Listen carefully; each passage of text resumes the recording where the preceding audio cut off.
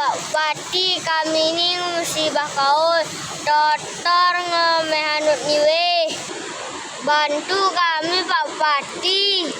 Saudaraku, bencana banjir yang melanda wilayah Kecamatan Linge, Kabupaten Aceh Tengah memutus total akses darat menuju kemukiman Wih Dusun Camat. Jembatan utama desa dilaporkan hanyut terbawa arus deras menyebabkan warga terisolir dan hidup dalam kondisi darurat. Kondisi memprihatinkan itu bahkan dikeluhkan langsung oleh seorang anak warga setempat.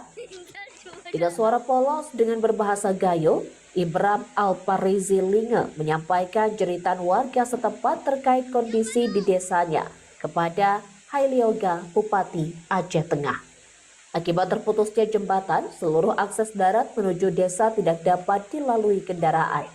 Warga kesulitan memperoleh bahan makanan dan kebutuhan pokok karena persediaan di kampung mulai menipis. Kondisi tersebut diperparah dengan padamnya aliran listrik dan terputusnya jaringan komunikasi.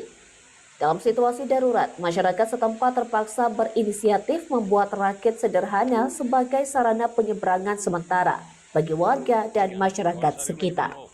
Namun penyeberangan menggunakan rakit ini dinilai sangat beresiko, terutama di tengah debit air yang masih tinggi dan berwarna coklat.